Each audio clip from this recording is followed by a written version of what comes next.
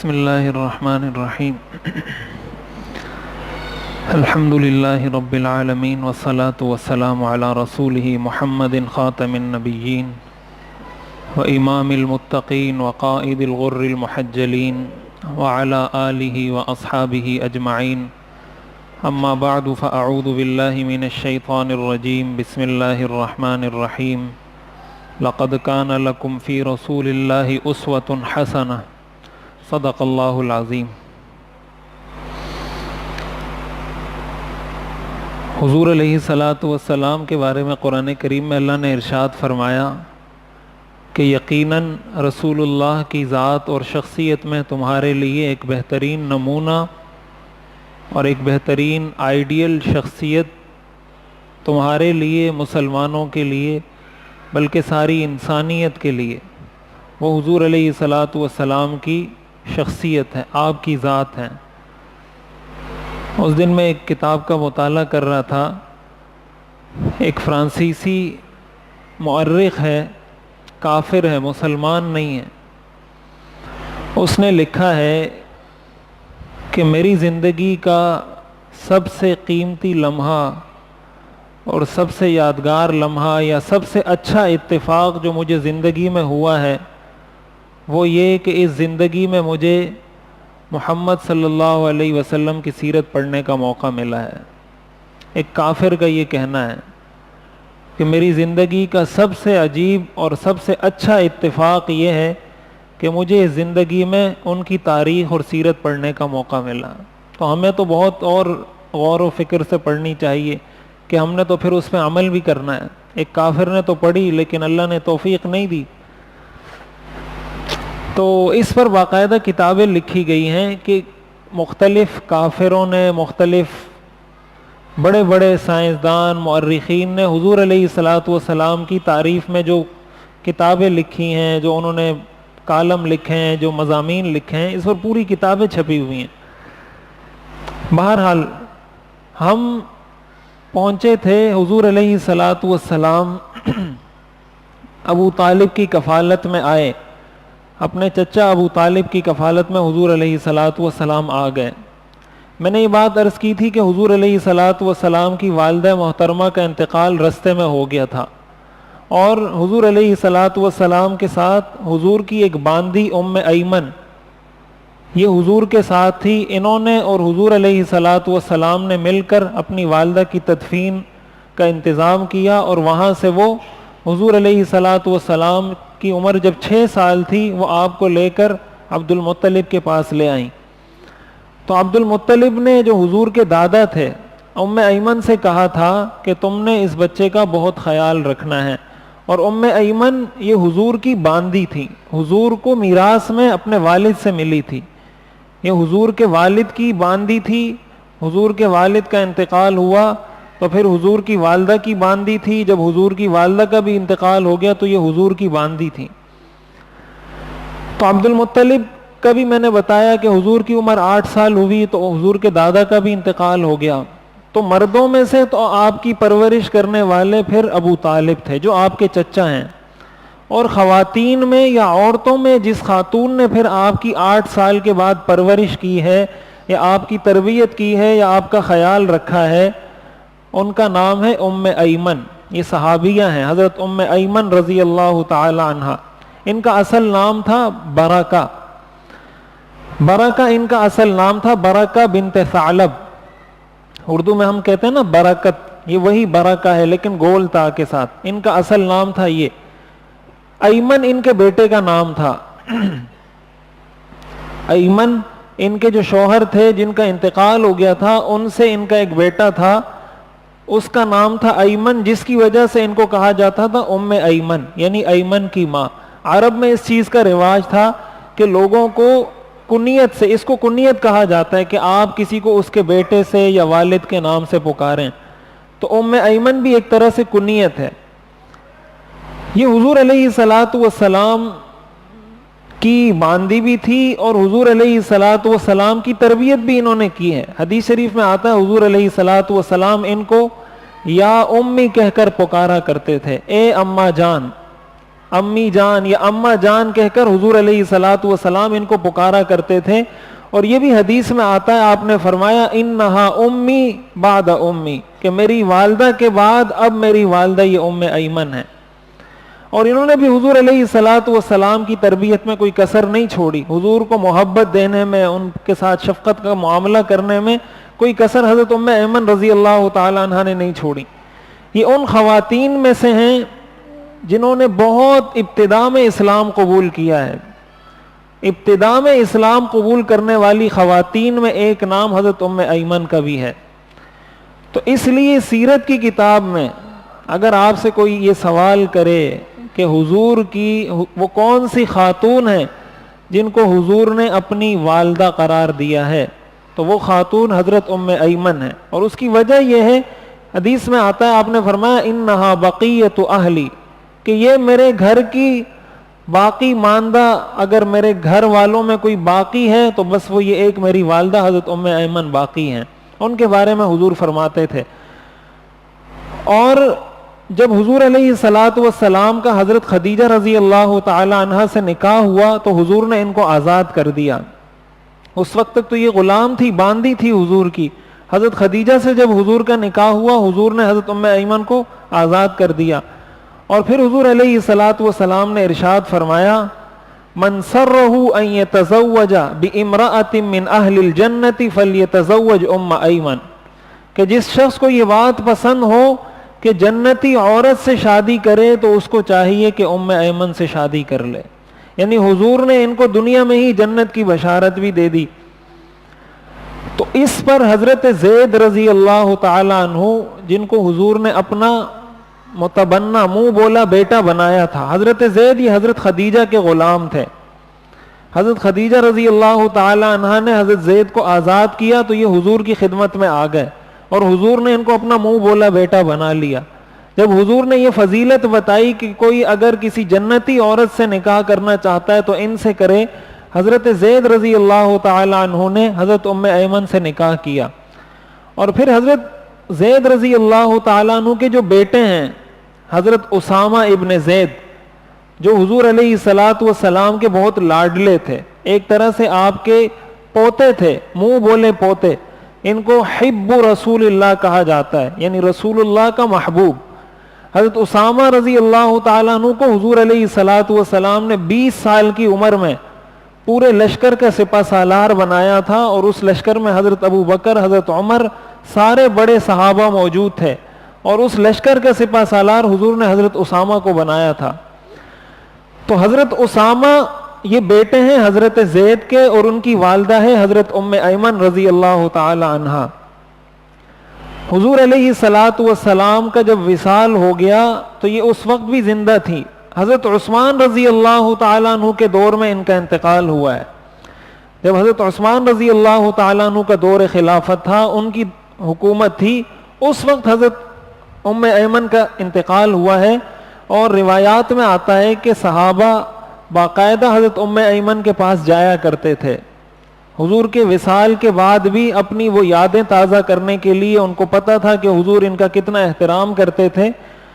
صحابہ باقاعدہ جایا کرتے تھے حضرت ام ایمن کے پاس, کچھ دیر ان کے پاس بیٹھتے تھے, ان سے بات چیت کرتے تھے, پھر واپس آ جاتے تھے. تو حدیث میں آتا ہے کہ ایک مرتبہ حضرت ابو بکر صدیق رضی اللہ تعالی عنہ حضرت عمر سے کہنے لگے کہ انطلق بنا الی ام ایمن نزورها, کہ چلو چلتے ہیں حضرت ام ایمن سے ملاقات کر کے ان کی زیارت کر کے آتے ہیں.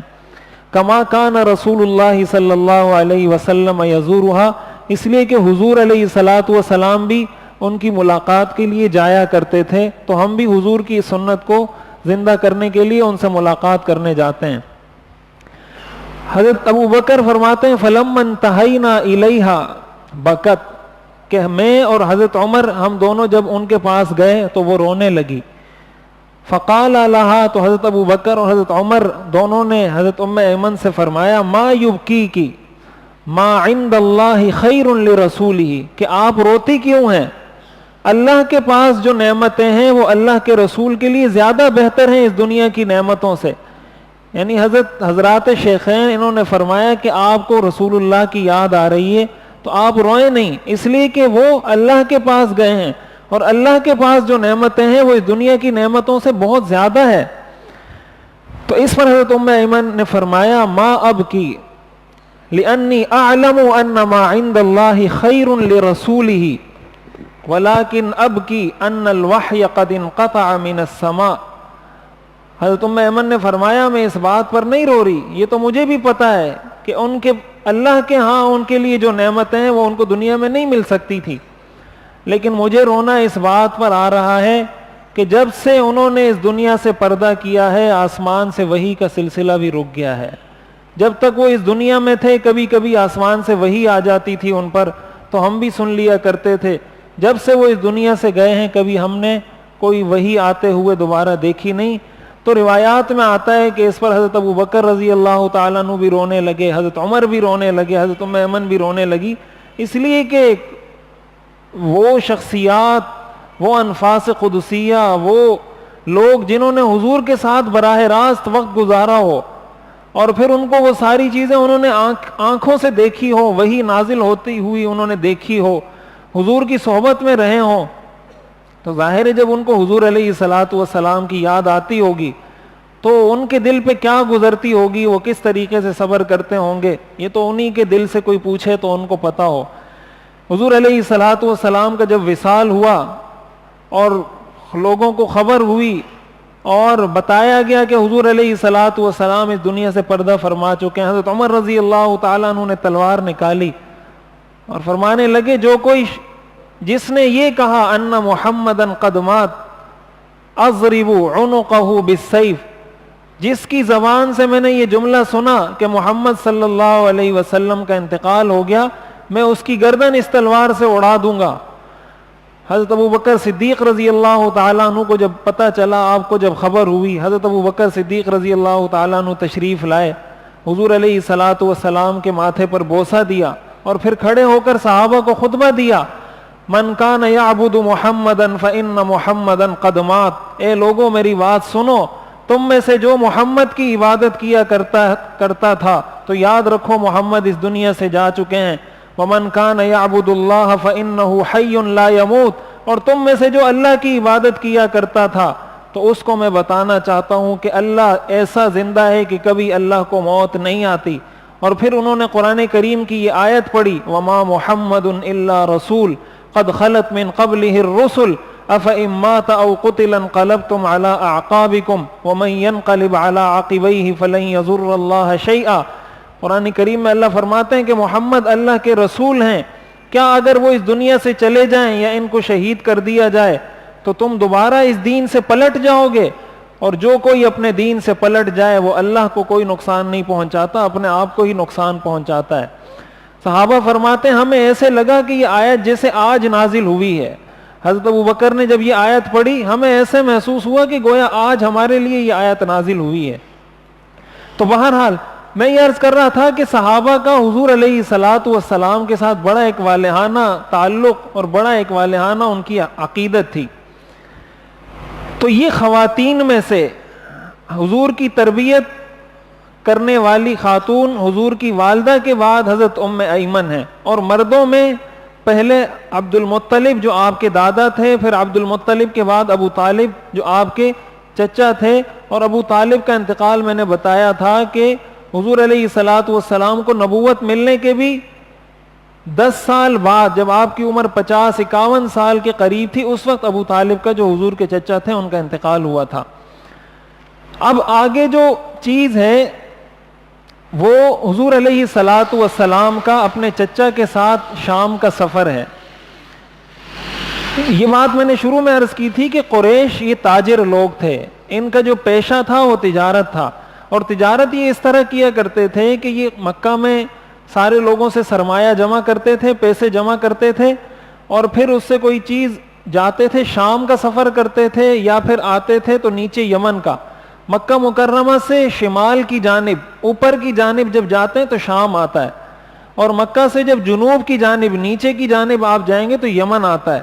قرآن کریم نے اس کا تذکرہ کیا ہے لإیلاف قریش ایلافہم رحلۃ الشتاء والصیف، کہ قریش 2 سفر کیا کرتے تھے، رحلۃ الشتاء ایک سردی کا سفر ہوتا تھا، ایک گرمی کا سفر ہوتا تھا. چونکہ شام ٹھنڈا علاقہ ہے، جب گرمی کا موسم ہوتا تھا تو یہ شام کا سفر کرتے تھے، اور یمن گرم علاقہ ہے، جب سردی کا موسم ہوتا تھا تو یہ یمن کی جانب سفر کرتے تھے، اس لیے کہ یمن گرم علاقہ ہے.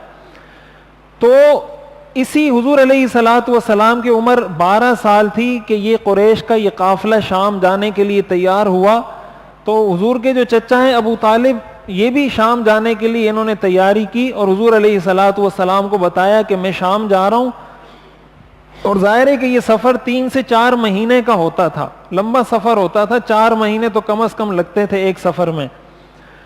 تو حضور علیہ الصلوۃ والسلام، روایات میں آتا ہے کہ جب حضور کو پتہ چلا کہ یہ مجھے چھوڑ کے جا رہے ہیں تو حضور علیہ الصلوۃ والسلام رونے لگے، اور آپ کے چہرے پر ایسے غم کے آثار ظاہر ہوئے کہ میرا تو یہاں کوئی ہے ہی نہیں، میرے والد کا انتقال ہو گیا، میری والدہ کا انتقال ہو گیا، دادا تھے ان کا انتقال ہو گیا، ایک آپ کی سرپرستی، آپ بھی مجھے چھوڑ کے جا رہے ہیں، تو میں یہاں کس کی سرپرستی میں رہوں گا. تو ابو طالب نے جب دیکھا کہ حضور علیہ الصلوۃ والسلام کو اس طرح جدائی یہ اپنے چچا کی برداشت نہیں، تو انہوں نے کہا کہ آپ میرے ساتھ چلیں، ہم ساتھ چلتے ہیں شام. اور ظاہر ہے یہ اللہ تعالیٰ کا نظام ہے، اللہ تعالیٰ حضور علیہ الصلوۃ والسلام کی یہ ساری تربیت کر رہے تھے. حضور علیہ الصلوۃ والسلام کو ساری دنیا کے لیے ایک پیغمبر، ساری دنیا کے لیے راہبر بنا کے اللہ نے بھیجنا تھا. تو بہت سارے مراحل سے اللہ نے گزارا ہے، جن مشکل ترین مراحل سے ایک انسان گزر سکتا ہے، اللہ نے اپنے پیغمبر کو ان سارے مراحل سے گزارا ہے، تاکہ کل کو کوئی یہ نہ کہے کہ ان کو کیا پتا کہ یتیمی کا غم کیا ہوتا ہے، ان کو کیا پتا کہ بچپن میں مشکلات کا غم کیا ہوتا ہے، ان کو کیا پتا تجارت کیسے کی جاتی ہے، ان کو کیا پتا بکریاں کیسے چرائی جاتی ہیں، ان کو کیا پتا کہ کام کرنا پڑ جائے تو کام کیسے کیا جاتا ہے. اللہ نے سارے کام پیغمبر سے کروائے ہیں تاکہ کوئی کل کو تانا ہی نہ دے سکے کہ اس کو تو پتہ ہی نہیں کہ یہ کام کیسے ہوتا ہے.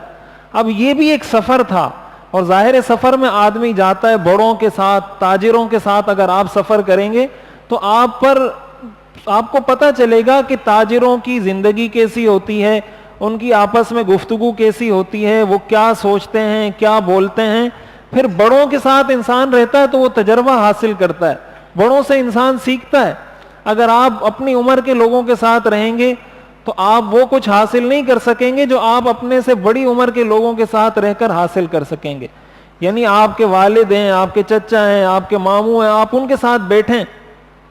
آج کل تو ہمارے ہاں یہ چیز بھی ختم ہو گئی ہے، آج کل تو بس موبائل ہے اور کمپیوٹر ہے اور بچہ ہے اور کچھ بھی نہیں. تو پہلے تو یہ ہوتا تھا کہ کبھی والدہ اپنے بچے کو کبھی کوئی لوری سنا دیتی تھی، کبھی کوئی قصہ سنا دیتی تھی، کبھی کوئی واقعہ سنا دیتی تھی، کبھی بیٹا اپنے والد کے ساتھ بیٹھ جاتا تھا تو والد اس کو بتاتا تھا، بیٹا جب میں 20 سال کا تھا تو یہ ہوا تھا، جب 30 سال کا تھا تو یہ ہوا تھا. کوئی قصے جس میں بچوں کے لیے نصیحت ہوتی ہے، اور بچوں کی جو تربیت، جو سیکھنے کو بچوں کو ملتا ہے اپنے والدین کے واقعات سے، بالخصوص جب وہ واقعات والدین بیان کر رہے ہوں، وہ آپ کو دنیا کی کسی کتاب سے سیکھنے کو نہیں ملے گا. کسی یونیورسٹی میں آپ وہ چیزیں نہیں سیکھ سکتے جو آپ کو والدین سے سیکھنے کو ملتا ہے، جو آپ کو اپنے بڑوں سے سیکھنے کو ملتا ہے. تو اس لیے یہ بھی اسلام کا ہی درس ہے کہ آپ اپنے بڑوں کے ساتھ بیٹھا کریں. ہمارے ہاں یہ ہوتا ہے، یا تو والدین، بچے ایسے ہیں کہ وہ والدین پر بوجھ ہیں، والدین ہی کما کر لاتے ہیں، والدین ہی اپنے بچوں کو، بالغ بچوں کو بھی، جوان بچوں کو بھی والدین کھلا رہے ہیں. یا ایسا ہوتا ہے کہ کہیں پر اگر اولاد کما رہی ہے تو پھر وہ اتنا بڑا احسان اپنے والدین پر کرتے ہیں کہ میں کما کر بھی لا کر دے رہا ہوں، اب میرے پاس اتنا ٹائم نہیں ہے کہ اپنے والد کے پاس جا کر بیٹھوں، بس پیسے لا کر دے رہا ہوں، یہ میرا ان پر بڑا احسان ہے. تو یہ تو کوئی احسان نہیں ہے، یہ تو کوئی احسان نہیں ہے. ہمارے والد صاحب فرماتے ہیں کہ ہمارے جو دادا تھے وہ میرے والد صاحب کو کہا کرتے تھے کہ میں نے تمہیں 30 سال کما کر کھلایا ہے. یہ میں بتا رہا ہوں کہ بڑوں کی جو باتیں ہوتی ہیں نا، یہ بڑے کام کی ہوتی ہیں. آپ بھی اگر اپنے بچوں کو بتائیں گے، آپ کے دادا آپ کو بتائیں گے، آپ کے ابو آپ کو بتائیں گے، تو سیکھنے کو ملے گا آپ کو.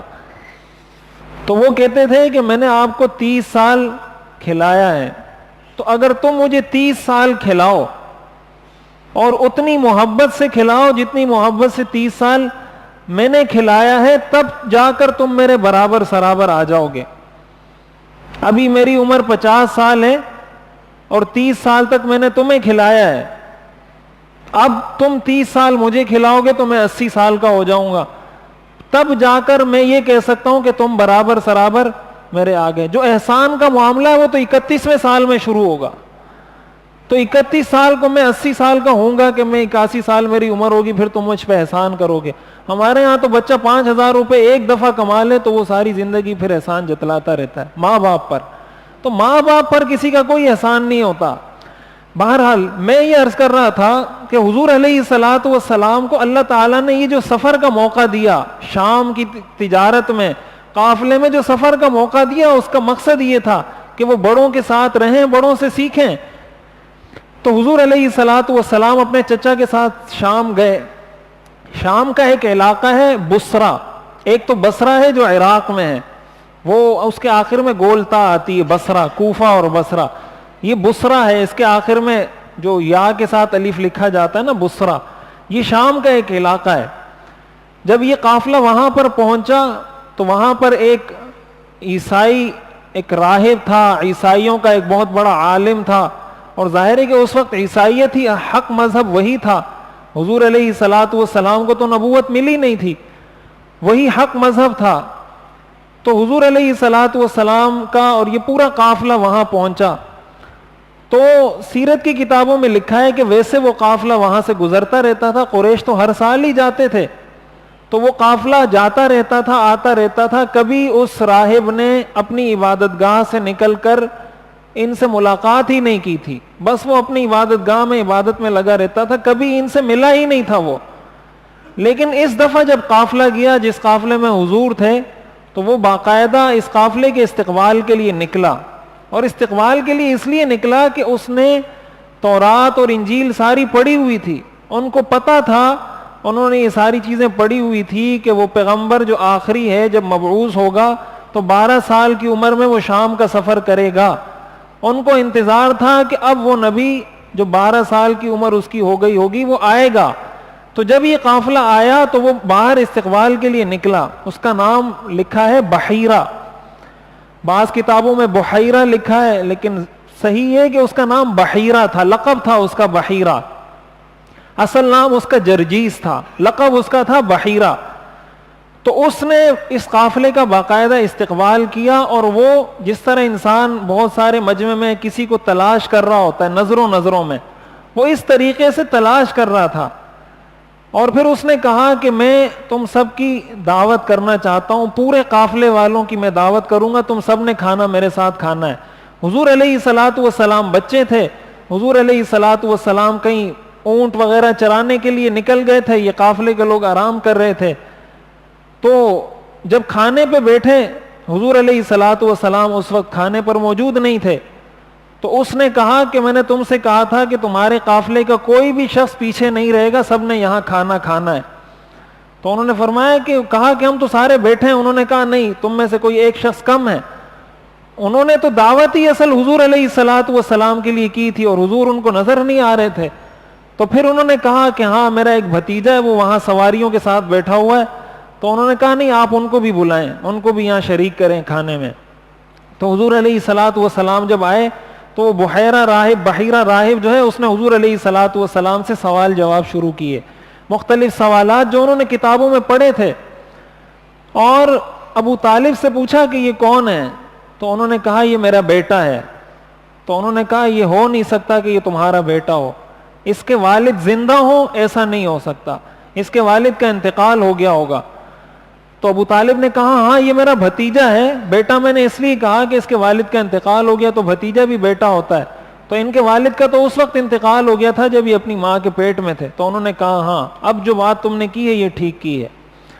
اور پھر انہوں نے کہا کہ ان کا گزر جہاں جہاں سے ہوا ہے، لم یبق حجر ولا شجر الا خر ساجدا لہ، جہاں جہاں سے ان کا گزر ہوا ہے ہر پتھر نے اور ہر درخت نے ان کو سجدہ کیا ہے۔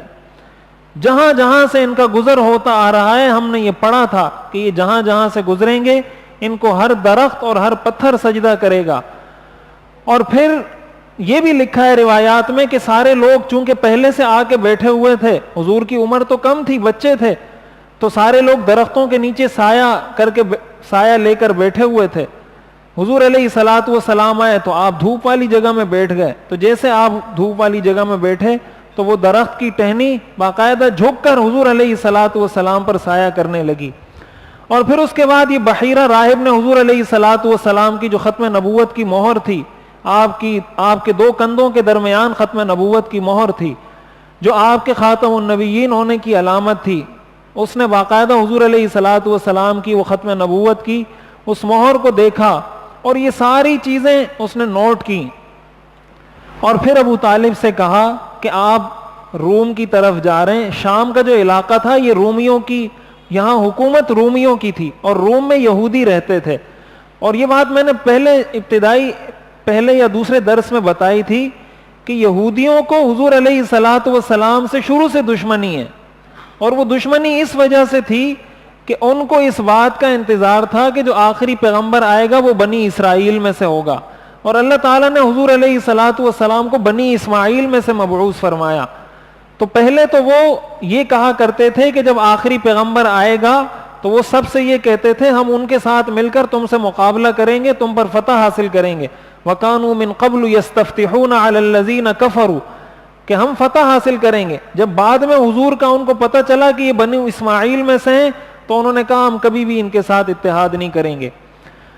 تو اس بحیرہ راہب نے کہا ابو طالب کو کہ آپ نے شام جانے کا جو ارادہ کیا ہے وہ آپ مؤخر کریں اور دوبارہ ان کو آپ فوراً مکہ لے کر جائیں، اس لیے کہ جس طرح یہ کتابوں میں نے پڑھا ہے، یہ یہودیوں نے بھی پڑھا ہے کہ وہ نبی 12 سال کی عمر میں شام کا سفر کرے گا. اگر تم اس کو وہاں لے کر گئے تو وہ یہودی ان کو قتل کر دیں گے، اس لیے آپ ان کو فوراً دوبارہ مکہ لے کر جائیں. اور یہ بھی روایات میں آتا ہے کہ ان کی یہ باتیں ہو رہی تھی کہ وہاں شام سے روم کی جانب سے 7 لوگوں کا ایک قافلہ آیا یہودیوں کا، اور ان سے جب پوچھا کہ تم کیوں آئے ہو یہاں پر تو انہوں نے کہا کہ ہم نے یہ پڑھا ہے کہ وہ پیغمبر جو آخری نبی ہوگا وہ 12 سال کی عمر میں سفر کرے گا، ہم اس کی تلاش میں نکلے ہیں کہ وہ کہاں پر ہے. تو اس پر ابو طالب جو حضور کے چچا تھے انہوں نے حضور علیہ الصلوۃ والسلام کو لیا اور دوبارہ وہ مکہ مکرمہ تشریف لے آئے. اور یہ بھی کتابوں میں لکھا ہے کہ بحیرہ راہب نے ان 7 لوگوں سے کہا کہ کیا تم اس چیز کو روک سکتے ہو جس کے کرنے کا فیصلہ اللہ نے کر لیا ہے؟ اللہ نے یہ فیصلہ کر لیا ہے کہ میں نے اس کو پیغمبر بنانا ہے، کیا تم اس فیصلے کو روک سکتے ہو؟ تو وہ جو 7 لوگ آئے تھے وہ پھر اسی بحیرہ راہب کے ساتھ رہے اور وہ دوبارہ شام کی طرف، روم کی طرف گئے ہی نہیں. تو اس طریقے سے حضور علیہ الصلوۃ والسلام کا یہ پہلا سفر تھا جو آپ نے شام کی سرزمین کا کیا تھا. حضور علیہ الصلوۃ والسلام نے شام کا ایک دوسرا سفر بھی کیا تھا 25 سال کی عمر میں، اس کو پھر ہم آگے ذکر کریں گے ترتیب وائز. یہ حضور کا پہلا سفر تھا شام کا. حضور علیہ الصلوۃ والسلام جب واپس آئے تو اب یہاں میں ایک بات پہلے عرض کرتا ہوں پھر میں آگے چلتا ہوں کہ حضور علیہ الصلوۃ والسلام کو یہ جو سارا، یہ میں نے شروع میں عرض کیا، ان سارے مراحل سے جو گزارا گیا اس کا بنیادی مقصد یہ تھا کہ حضور علیہ الصلوۃ والسلام کو سارے معاشروں کا، سارے لوگوں کی آپس کی گفتگو کا، تاجروں کے ماحول کا، قافلے جو جاتے ہیں، یہ ساری چیزیں حضور کو پتہ چلیں تاکہ جب وہ پیغمبر بن کر آئیں تو کوئی ان پر تانا یا ان پر انگلی نہ رکھ سکے کہ ان کو تو اس چیز کا نہیں پتا. نمبر 1. نمبر 2، دوسری جو بات ہمیں پتہ چلتی ہے وہ حضور علیہ الصلوۃ والسلام کی عظمت کا احساس لوگوں کو دلانا تھا. نبوت ملنے سے پہلے ہی اللہ تعالیٰ نے بہت سارے مواقع پر لوگوں کے سامنے مختلف چیزوں سے اس بات کا اظہار فرمایا ہے کہ یہ وہ شخص ہے، یہ وہ شخصیت ہے جنہوں نے پیغمبر بننا ہے. اب یہ بھی اس کی ایک کڑی تھی کہ وہ سارے قافلے والوں کو پتہ چل گیا کہ یہ کوئی عام بچہ نہیں ہے.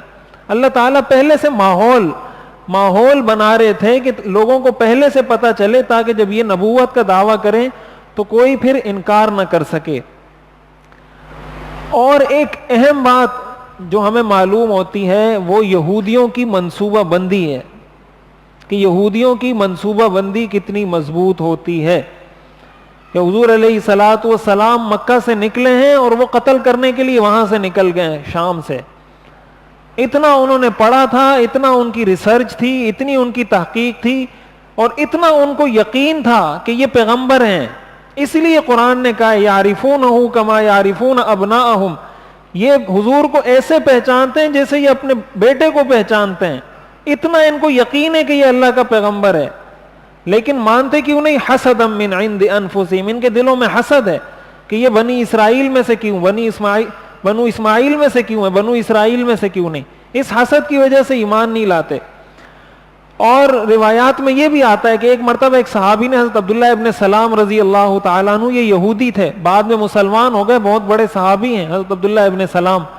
ایک صحابی نے ان سے سوال کیا کہ قرآن میں جو یہ آیا ہے یعرفونہ کما یعرفون ابناءہم، کہ یہ ان کو ایسے پہچانتے ہیں جیسے اپنے بیٹوں کو، کیا یہ بات سچ ہے؟ کیا آپ اس پیغمبر کو اسی طرح حق مانتے ہیں اور اسی طرح پہچانتے ہیں جس طرح اپنے بیٹوں کو پہچانتے ہیں؟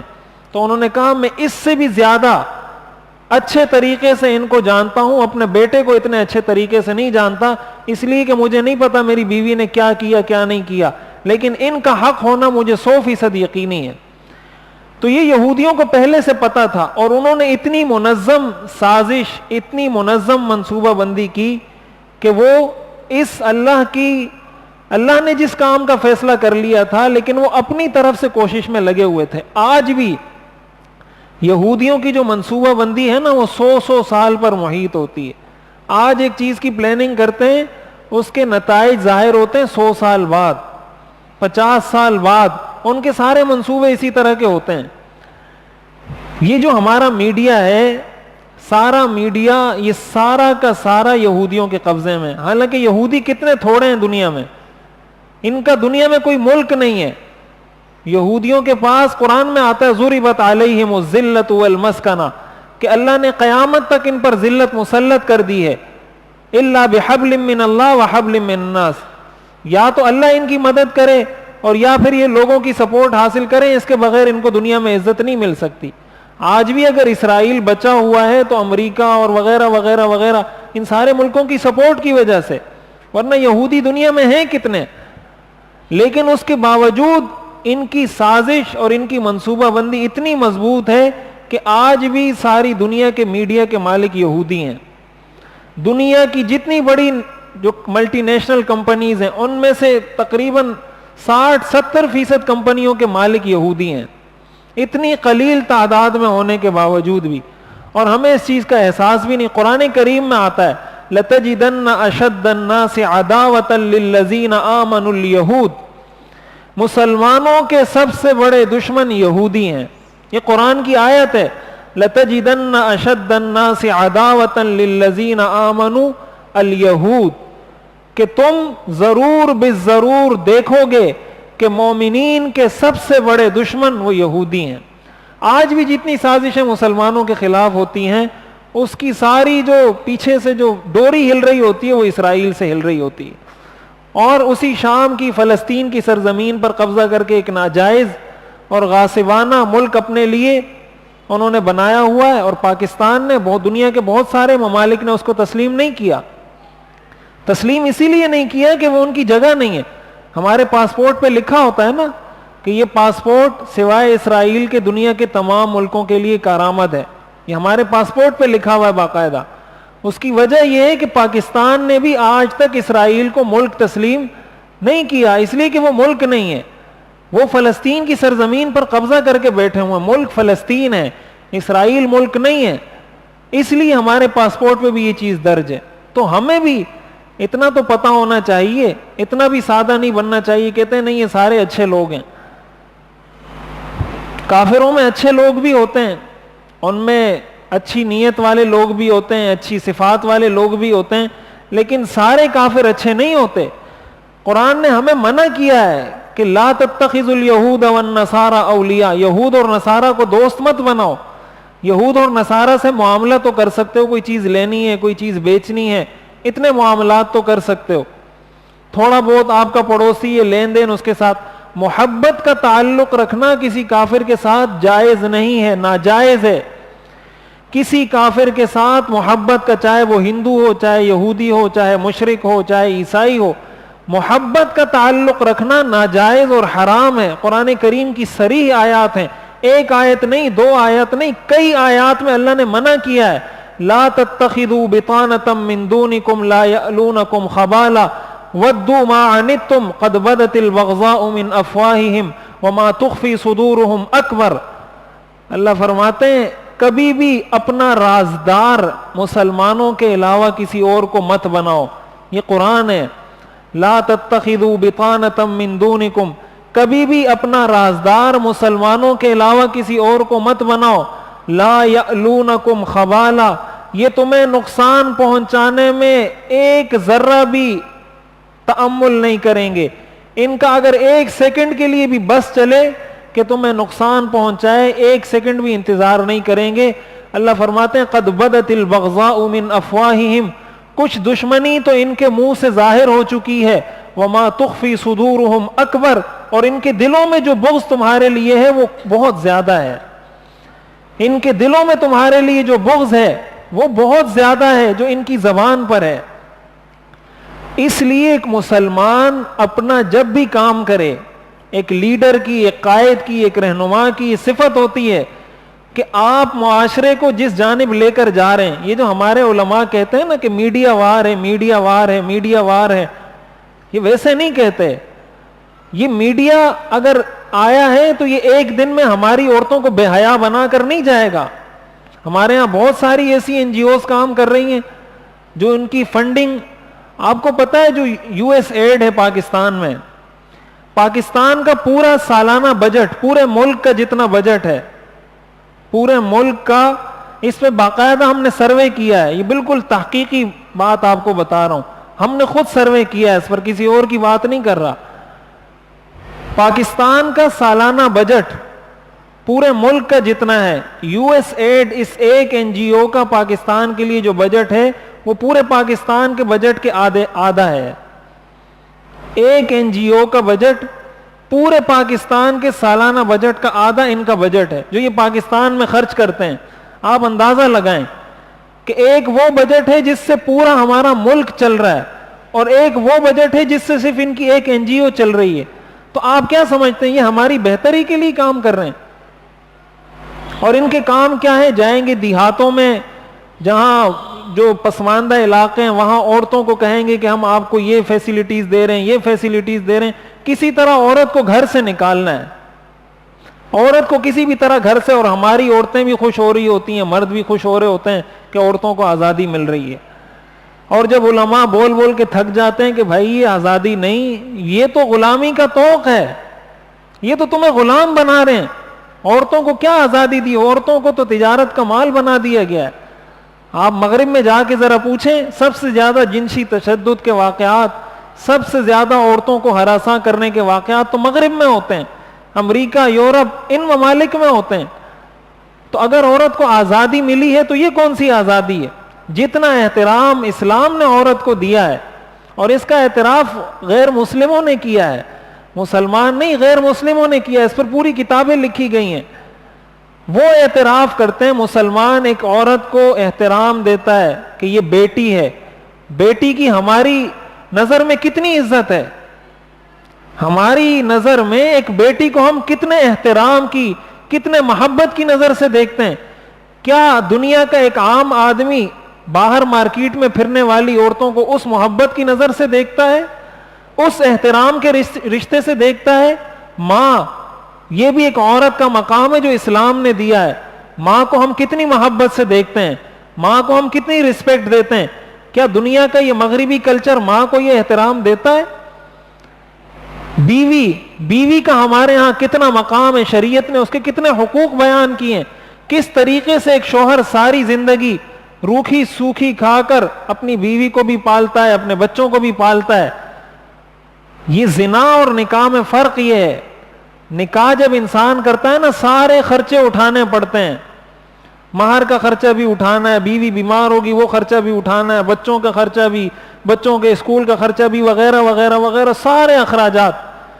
اور زنا میں کیا ہے, انسان جاتا ہے زنا کرتا ہے, زنا کر کے آ جاتا ہے, کوئی ٹینشن نہیں, اس پہ نہ بیوی کا خرچہ ہے, نہ بچوں کا خرچہ ہے, نہ تعلیم کا خرچہ, نہ بیماری کا خرچہ, کوئی خرچہ نہیں.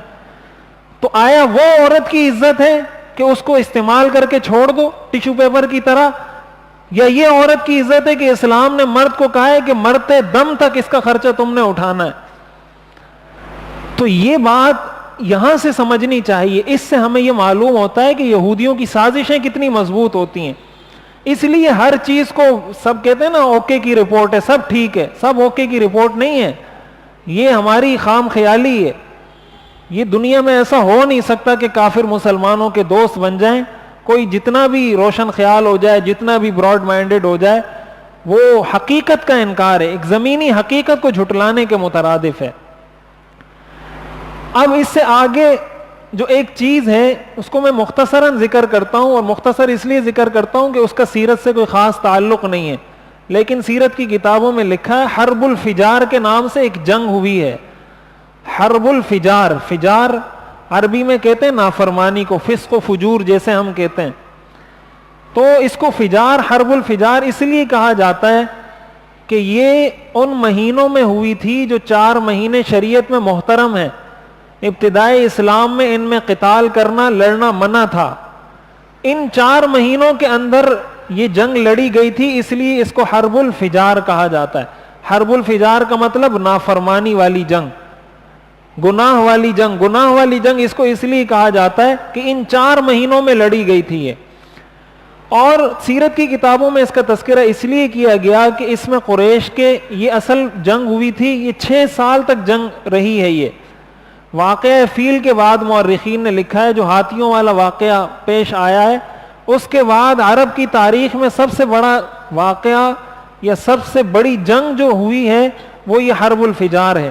6 سال تک مسلسل یہ جنگ لڑی گئی ہے. اور حضور علیہ الصلوۃ والسلام کا جو قبیلہ تھا قریش, یہ ایک طرف تھے, دوسری طرف قیس نامی قبیلہ تھا, ان کا یہ مقابلہ تھا, اور ان کے درمیان یہ جنگ لڑی گئی. 6 سال تک جنگ ہوتی رہی. بعد میں یہ ہوا کہ ایک دفعہ قیس, جو قبیلہ قیس تھا قریش کے مقابلے میں, ان کو غلبہ حاصل ہوا. دوسری مرتبہ قریش کو غلبہ حاصل ہوا. آخر میں انہوں نے صلح کی. صلح اس بات پر کی کہ جس کے مقتولین زیادہ ہیں دوسرا قبیلہ اس کو دیت دے گا, پیسے دے کر اس جنگ کا خاتمہ کریں گے. 6 سال بعد ان کا اس پر اختتام ہوا کہ صلح صفائی کر کے ہم اس جنگ کو ختم کر دیتے ہیں.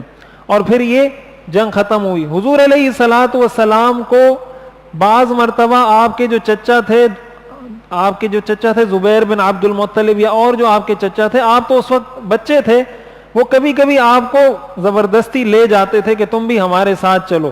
لیکن حضور علیہ الصلوۃ والسلام نے بچپن میں بھی اس جنگ میں حصہ نہیں لیا.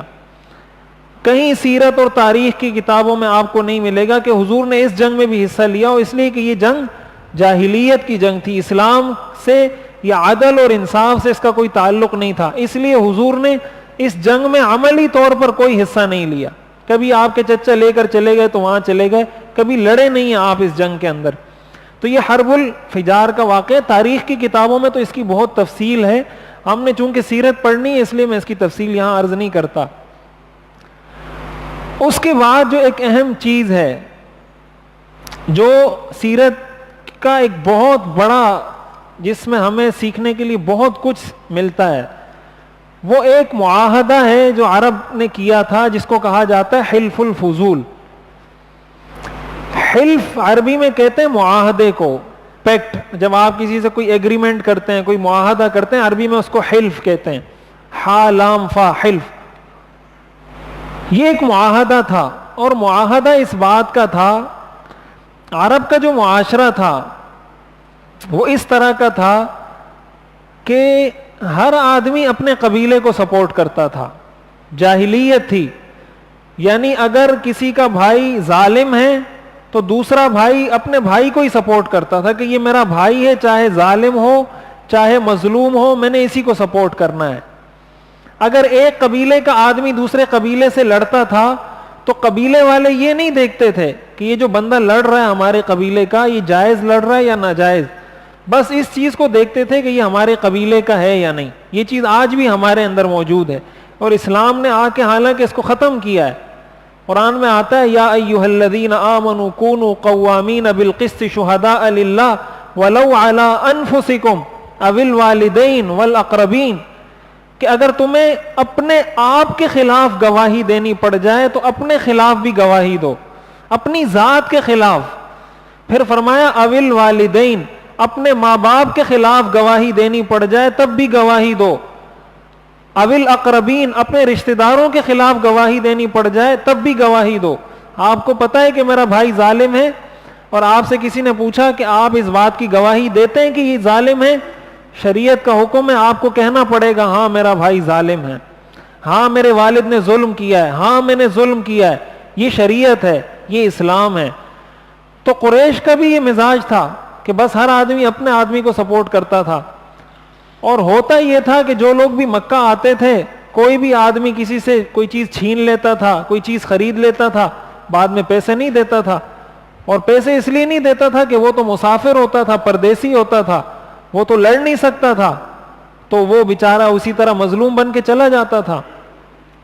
ایک مرتبہ ایک شخص، قبیلہ زبید کا ایک شخص آیا مکہ مکرمہ میں کوئی سامان تجارت لے کر، اور اس نے کہا کہ میں یہ بیچتا ہوں، کوئی خریدے. عاص بن وائل ایک شخص تھا، اس نے اس سے وہ سامان خرید لیا. اس نے کہا پیسے دو، تو کہا پیسے ویسے میں نہیں دیتا، جاؤ اپنا کام کرو. اس پر اس کو غصہ آیا کہ میں نے سامان بیچا ہے، اب یہ پیسے نہیں دے رہا، میں تو یہاں اجنبی ہوں، مجھے تو کوئی جانتا نہیں ہے، میری مدد کون کرے گا؟ تو اس نے بہت کوشش کی، ایک کے پاس گیا، دوسرے کے پاس کہ آپ اس سے بات کرو کہ میرے جو رقم ہے وہ دے دے. دوسرے کو کہا میری رقم دلواؤ، تیسرے کو کہا، سب نے کہا نہیں ہم نہیں دلواتے. وہ گیا پہاڑ پر چڑھا اور پہاڑ پر چڑھ کر پکارا، اس نے آواز دی یا بنی فہر یا بنی تیم، جو عرب کے مختلف قبائل تھے ان کو پکارا کہ میری مدد کرو، تمہارے آدمی نے میرے ساتھ ظلم کیا ہے. تو حضور علیہ الصلوۃ والسلام کے چچا تھے زبیر بن عبد المطلب. ان کو جب پتہ چلا کہ اس باہر کے آدمی کے ساتھ یہ ظلم ہوا ہے تو انہوں نے قریش کے بڑے بڑے لوگوں کو جمع کیا اور مختلف قبائل کو جمع کیا، اور جمع کرنے کے بعد کہا کہ ہم ایسا کرتے ہیں، ایک معاہدہ کرتے ہیں سارے قبائل مل کر، اور وہ معاہدہ یہ کرتے ہیں کہ یہاں پر جو بھی مظلوم ہوگا، مکہ میں جو بھی ایسا شخص ہوگا جس کے ساتھ کسی نے ظلم کیا ہوگا، ہم اس کی مدد کریں گے، چاہے وہ ہمارے قبیلے کا ہو یا دوسرے قبیلے کا ہو، ہم نے مظلوم کی مدد کرنی ہے، اس پر ہم ایک معاہدہ کرتے ہیں. سارے لوگوں نے کہا ٹھیک ہم اس پہ معاہدہ کر لیتے ہیں. حضور علیہ الصلوۃ والسلام بھی اس معاہدے میں شریک تھے. عبداللہ ابن جدعان ایک شخص تھا، اس کے گھر میں یہ سارے جمع ہوئے، وہاں بیٹھ کے مشورہ کیا، میٹنگ کی. میٹنگ کرنے کے بعد یہ طے کر لیا کہ ہم نے یہ مظلوم کی مدد کرنی ہے. اور اس کے بعد یہ گئے اور عاص بن وائل کو کہا کہ تم نے اس شخص کا حق اس کو دینا ہوگا، اگر تم نے حق نہیں دیا ہم سارے قبیلے مل کر تم سے لڑیں گے. تو مجبور ہو کر عاص بن وائل نے وہ حق، جو اس کی رقم تھی، جو درہم دنانیر جو بھی تھے، وہ اس نے اس شخص کو دیے، اور اس طریقے سے اس کا جو ظلم تھا وہ ختم ہوا اور وہ وہاں سے چلا گیا. اس معاہدے کو کہا جاتا ہے حلف الفضول.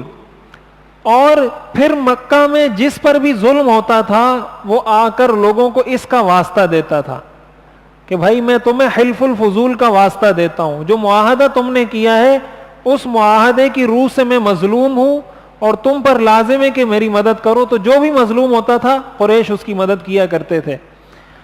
یہ تو حضور کے بچپن، حضور کی عمر اس وقت تقریباً 20 سال تھی جب یہ سارا واقعہ پیش آیا ہے. حضور علیہ الصلوۃ والسلام کو جب نبوت ملی، نبوت ملنے کے بعد حضور علیہ الصلوۃ والسلام نے ارشاد فرمایا لقد شہدت مع عمومتی حلفا فی دار عبداللہ ابن جدعان ما احب ان لی به حمر النعم ولو دعیت به فی الاسلام لاجبت. کہ میں نے نبوت ملنے سے پہلے اپنے چچاؤں کے ساتھ مل کر ایک معاہدہ کیا تھا، اور مجھے وہ سرخ اونٹوں سے بھی زیادہ آج بھی پسند ہے. یعنی اگر کوئی شخص آ کے، سرخ اونٹ عرب کا سب سے قیمتی سرمایہ ہوتا تھا. یعنی آپ اس دنیا میں، آج کی دنیا میں کوئی پراڈو گاڑی کا تصور کر لیں یا جو بھی لگژری چیز ہے، تو عرب میں سرخ اونٹ سب سے قیمتی چیز سمجھی جاتی تھی. آپ نے فرمایا اگر کوئی شخص آ کر مجھے کہے کہ یہ سرخ اونٹ لے لو اور اس معاہدے سے تم پیچھے ہٹ جاؤ کہ مظلوم کی میں مدد کروں گا، آپ نے فرمایا میں سرخ اونٹ نہیں لوں گا، مظلوم کی مدد کروں گا. وَلَوْ دُعِيتُ بِهِ فِي الْإِسْلَامِ لَأَجَبْتُ. آج بھی جبکہ میں پیغمبر اور نبی ہوں، اگر اس معاہدے کا واسطہ دے کر آج بھی کوئی مجھ سے مدد طلب کرے، میں آج بھی اس کی مدد کے لیے جاؤں گا۔ اس سے ہمیں کیا معلوم ہوا کہ اسلام نے اس معاہدے کو برقرار رکھا ہے۔ جو معاہدہ جاہلیت میں ہوا تھا لیکن وہ اسلامی اصولوں کے مطابق تھا، اسلام نے کہا یہ معاہدہ اسی طرح جاری رہے گا۔ اب یہ تو ایک تاریخی واقعہ تھا جس کو حلف الفضول کہا جاتا ہے۔ ہمیں جو اس سے سیکھنے کو چیز ملتی ہے وہ یہ کہ مثبت کام، اچھا کام، پازیٹیو کام آپ کو جہاں بھی ملے، ایک مسلمان کو شریعت کی یہ تعلیم ہے کہ آپ اس کو سپورٹ کریں۔ اگر ایک کافر بھی صحیح کام کر رہا ہے، ایک کافر بھی اگر صحیح کام کر رہا ہے تو آپ کی اسلامی ذمہ داری ہے کہ آپ اس کو سپورٹ کریں۔ دیکھیں حضور علیہ الصلوۃ والسلام پیغمبر ہیں، اس معاہدے میں شریک ہونے والے بہت سارے لوگ کافر تھے اور حضور کو نبوت ملنے کے بعد بھی کافر تھے، لیکن حضور نے فرمایا کہ آج بھی اگر مجھے کوئی بلائے تب بھی میں جا کے مدد کروں گا۔ یہ اسلام کا درس ہے کہ کوئی شخص غلط ہے، ایک قوم ہے وہ غلط ہے، ایک آدمی ہے وہ غلط ہے، لیکن کبھی اس نے کوئی اچھا کام کیا۔ اور اس سے بڑی دلیل کیا ہوگی؟ ایک مشہور حدیث ہے آیت الکرسی کی فضیلت میں، آپ نے سنی ہوگی کہ حضرت ابو ہریرہ رضی اللہ تعالیٰ عنہ کو حضور علیہ الصلوۃ والسلام نے مقرر کیا تھا کہ آپ نگرانی کریں۔ شیطان آتا تھا اور اس سے چوری کر کے لے جاتا تھا۔ حضرت ابو ہریرہ نے اس کو پکڑ لیا شیطان کو، تو ایک دفعہ پکڑا، دو دفعہ پکڑا، تیسری دفعہ جب پکڑا حضرت ابو ہریرہ نے کہا میں ابھی نہیں چھوڑوں گا، میں تمہیں حضور کے پاس لے کر جاؤں گا کہ یہ روز آتا ہے چوری کرتا ہے۔ تو شیطان نے کہا میں تمہیں ایک چیز سکھاتا ہوں اور وہ تم مجھ سے سیکھ لو، اگر وہ پڑھ کے تم یہاں چوکیداری کرو گے، کھڑے ہوگے، تو کوئی شیطان اس سے کچھ بھی نہیں لے سکتا۔ حضرت ابو ہریرہ نے فرمایا سکھاؤ، تو اس نے آیت الکرسی سکھائی کہ جب آپ کہیں کھڑے ہوں تو آیت الکرسی پڑھ لیا کریں تو میں پھر اس میں سے کچھ بھی نہیں لے سکتا۔ حضرت ابو ہریرہ نے فرمایا ٹھیک ہے، اور شیطان کو چھوڑ دیا۔ صبح ہوئی، حضور کے پاس آئے، حضور کو بتایا کہ اس طرح میں نے رات کو شیطان کو پکڑا تھا اور اس نے مجھے یہ کہا کہ آیت الکرسی پڑھو تو میں تمہیں نقصان نہیں پہنچا سکتا ہوں، تو پھر میں نے اس کو چھوڑ دیا۔ میں نے اس کو کہا تھا کہ تم مجھے بتاؤ گے تو چھوڑ دوں گا، میں نے چھوڑ دیا اس کو۔ اس پر حضور نے فرمایا صدق وہو کذوب، صدق وہو کذوب، آپ نے فرمایا شیطان نے سچ کہا ہے، وہو کذوب، اگرچہ ہے وہ جھوٹا، وہو کذوب، اگرچہ ہے وہ جھوٹا، لیکن یہ بات اس نے سچ کی ہے۔ اب شیطان سے بڑا بھی کوئی کافر ہوگا اس دنیا میں؟ شیطان سے بڑا تو کوئی کافر نہیں، وہ تو کافر ساز ہے، وہ تو کافر میکر ہے، وہ تو بناتا ہے کافر لوگوں کو، اس سے بڑا تو کوئی کافر نہیں، لیکن اس نے سچ بولا تو حضور نے یہ نہیں کہا کہ یہ تو شیطان ہے، یہ کیسے سچ بول سکتا ہے؟ حضور نے فرمایا صدقہ، اور یہ صحیح حدیث ہے، صدقہ وہو کذوب، شیطان نے یہ بات سچ کی ہے اگرچہ ہے وہ جھوٹا۔ تو حضور علیہ الصلوۃ والسلام شیطان کے سچ کو بھی سچ تسلیم کر رہے ہیں، اور ہم اپنے سیاسی مخالف کے سچ کو بھی سچ تسلیم کرنے کے لیے تیار نہیں ہیں، اس لیے کہ ہم اسلام کو پیچھے ڈال دیتے ہیں، سیاسی اپنی وابستگی کو پہلی پوزیشن پر رکھتے ہیں کہ میں پی ٹی آئی کا پہلے ہوں، میں پیپلز پارٹی کا پہلے ہوں، میں جمعیت کا پہلے ہوں، میں مسلم لیگ کا پہلے ہوں، اسلام کا بعد میں ہوں۔ اسلام یہ کہتا ہے کہ اگر آپ کا تعلق پیپل پارٹی کے ساتھ ہے اور مسلم لیگ والوں نے اچھا کام کیا ہے، مسلمان ہونے کا تقاضا یہ ہے کہ آپ اس کی تعریف کریں کہ مسلم لیگ والوں نے یہ کام اچھا کیا ہے۔ آپ کا تعلق مسلم لیگ سے ہے اور پی ٹی آئی والے آپ کے مخالف ہیں، پی ٹی آئی والوں نے اچھا کام کیا ہے تو مسلم لیگ والوں کو اسلام کا درس ہے کہ آپ یہ کہیں کہ پی ٹی آئی والوں نے یہ کام اچھا کیا ہے۔ پی ٹی آئی والے دیکھتے ہیں کہ مسلم لیگ والوں نے کوئی کام اچھا کیا ہے تو پی ٹی آئی والوں کو اسلام کا درس ہے کہ تم یہ اقرار کرو، یہ اعتراف کرو، اور یہ اسلام کا حکم ہے کہ مسلم لیگ والوں نے یہ کام اچھا کیا ہے۔ ہمارے ہاں کیا ہو رہا ہے؟ ہمارے ہاں جو بربادی ہے، جو تباہی ہے، وہ اسی وجہ سے ہے کہ آپ کا سیاسی مخالف اچھا کرے یا برا کرے وہ غلط ہی غلط ہے. آپ کا سیاسی مخالف ہو اور کوئی اچھا کام کر لے، ایسا ہو نہیں سکتا. شیطان تو اچھا کام کر سکتا ہے، اس لیے کہ یہ تو حدیث سے ثابت ہے کہ شیطان نے یہ کام اچھا کیا ہے. شیطان تو اچھا کام کر سکتا ہے، آپ کا سیاسی مخالف نہیں کر سکتا. یہ وہ چیزیں ہیں جن سے غافل ہو. یہ سیرت کا درس ہے. میں یہ جو سیرت پڑھا رہا ہوں نا، یہ اس لیے پڑھا رہا ہوں. یہ واقعات پڑھانا مقصود نہیں ہے. واقعات کتابوں میں لکھے ہوئے ہیں، یہ چیزیں کتابوں میں نہیں ہیں. واقعات تو آپ کوئی بھی سیرت کی کتاب لے لیں، پوری آپ سیرت پڑھ لیں گے. یہ حلف الفضول آپ کو سیرت کی ہر کتاب میں یہ واقعہ مل جائے گا. لیکن اس سے ہمیں کیا سیکھنے کو ملتا ہے؟ قرآن کریم میں جو آتا ہے لَقَدْ كَانَ لَكُمْ فِي رَسُولِ اللَّهِ أُسْوَةٌ حَسَنَةٌ، کہ رسول اللہ کی ذات میں تمہارے لیے نمونہ ہے. نمونہ یہ ہے کہ تم نے ان چیزوں میں ان کو فالو کرنا ہے. اگر ان میں فالو نہیں کرتے، زبان سے بولتے رہو عاشق رسول ہوں عاشق رسول ہوں، زبان سے بولنے میں کیا جاتا ہے؟ اصل پتہ تو عمل میں چلتا ہے، کردار میں چلتا ہے، کہ ان کے کردار کو بھی فالو کرتے ہو یا زبان سے دعویٰ کرتے ہو کہ میں عاشق ہوں. اگر عاشق ہو تو پھر ان جیسے بن کے دکھاؤ.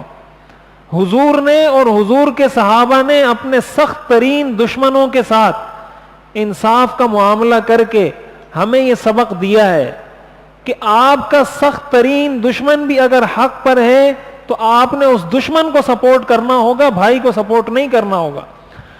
اگر مثلا ایک کافر ہے اور ایک مسلمان ہے، ایک مسلمان کسی کافر کا حق دبا لیتا ہے اور وہ جا کے عدالت میں مقدمہ دائر کرتا ہے کافر کہ یہ مسلمان ہے اور اس نے میرا حق دبایا ہے، اسلام کیا کہے گا؟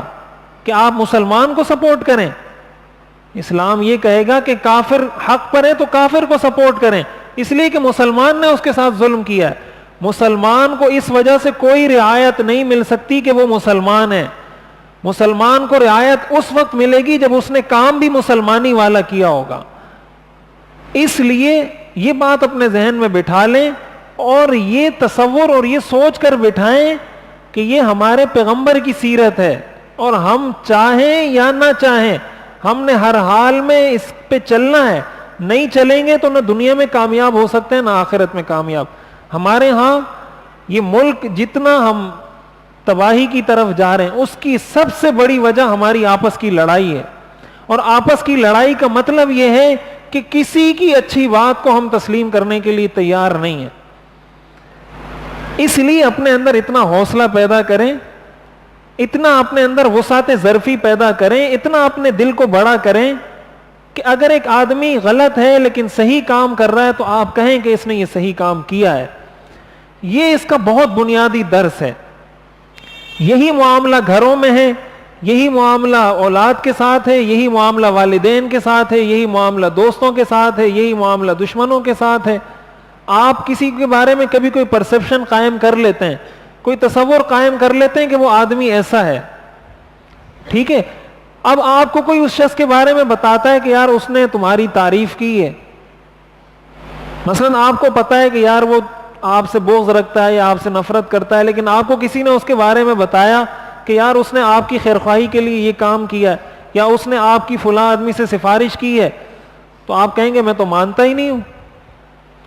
بھائی شیطان نے جب سچ بولا اس موقع پر تو وہ آپ کا جو دوست ہے یا آپ کا جس سے تعلق ہے وہ شیطان سے تو کم درجے کا گناہگار ہے نا. جب شیطان سے کم ہے تو آپ بھی یہ کہہ دو کہ یار وہ اچھا آدمی تو نہیں ہے، یہ کام اس نے اچھا کیا ہے. اتنا تو بول دو کہ وہ آدمی اچھا نہیں ہے لیکن یہ کام اس نے اچھا کیا. ہم یہ بھی نہیں بولتے. اس لیے یہ وہ سیرت کا درس ہے جس کی طرف ہمیں آنا ہے، جس سے ہم غافل ہیں. اور دوسری اہم چیز جو اس سے ہمیں سیکھنے کو ملتی ہے وہ یہ کہ کبھی اگر کسی شخص کے بارے میں، کسی جماعت کے بارے میں، کسی ادارے کے بارے میں، کسی کے بارے میں بھی آپ کو اگر یہ پتہ چل جائے کہ یہ لوگ بہت غلط ہیں، یہ تنظیم، یہ تحریک، یہ جماعت، یہ پارٹی بہت غلط ہے، اس کا یہ مطلب نہیں ہوتا کہ ان میں کوئی اچھا کام ہو ہی نہیں سکتا. عرب، آپ نے پڑھا ہوگا عرب میں جاہلیت تھی، وہ بیٹیوں کو زندہ درگور کرتے تھے، آپس میں لڑتے تھے، ان میں بے حیائی تھی وغیرہ وغیرہ. لیکن یہ اچھا کام بھی تھا ان میں. یہ آ کے ان کو اسلام نے تو نہیں سکھایا، یہ تو اسلام سے پہلے ان میں تھا. حضور کی عمر 20 سال تھی جب انہوں نے یہ معاہدہ کیا تھا. اس کا مطلب یہ ہوا کہ جہاں ان میں بہت ساری غلط عادتیں تھیں وہاں ان میں اچھی عادتیں بھی تھیں. اس لیے کوئی بھی قوم 100% غلط نہیں ہوتی, کوئی بھی قوم 100% ٹھیک نہیں ہوتی. ہمارے استاد محترم حضرت مفتی محمود اشرف صاحب دامت برکاتہم العالیہ فرمایا کرتے ہیں, بہت قیمتی بات ہے یہ. وہ کہتے ہیں دیکھیں, ایک ہے جنت, ایک ہے جہنم. یہ دنیا نہ تو جنت ہے نہ جہنم ہے, یہ کیا ہے؟ دنیا ہے. یہ نہ جنت ہے نہ جہنم ہے, بلکہ کیا ہے؟ دنیا ہے. جنت اس لیے نہیں ہے کہ جنت میں خوشی ہی خوشی ہے, غم نہیں ہے. جہنم اس لیے نہیں ہے کہ جہنم میں غم ہی غم ہے, خوشی نہیں. دنیا کی زندگی میں کبھی آپ کو خوشی ملے گی, کبھی آپ کو غم ملے گا.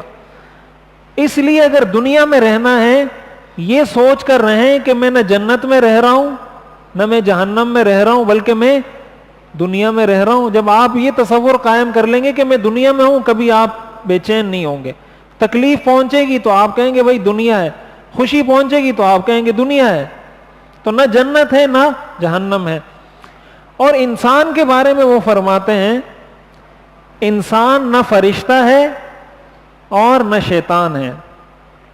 انسان نہ فرشتہ ہے نہ, فرشتے سے کوئی غلطی نہیں ہو سکتی, ان میں اللہ نے یہ صفت رکھی نہیں کہ وہ گناہ کریں, یہ مادہ ہی نہیں ہے ان میں, غلطی ان سے ہو ہی نہیں سکتی. فرشتے سے کبھی گناہ نہیں ہو سکتا. اور شیطان ہے, اس سے اچھا کام نہیں ہوتا. انسان نہ تو فرشتہ ہے نہ وہ شیطان ہے, انسان انسان ہے. انسان انسان ہے, نہ فرشتہ ہے نہ شیطان ہے.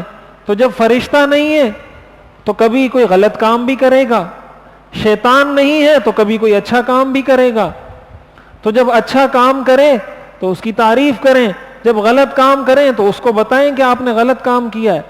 اسی لیے کوئی بھی قوم, کوئی بھی قبیلہ, جیسے ہمارے ہاں ہوتا ہے نا, کوئی پنجابی ہے تو وہ کہتے ہیں یار پنجابی بڑے اچھے لوگ ہیں, کوئی پٹھان ہے تو وہ کہتا ہے یار پٹھان بڑے اچھے لوگ ہیں, کوئی سندھی ہے تو وہ کہتا ہے دنیا میں سب سے اچھے لوگ سندھی ہیں.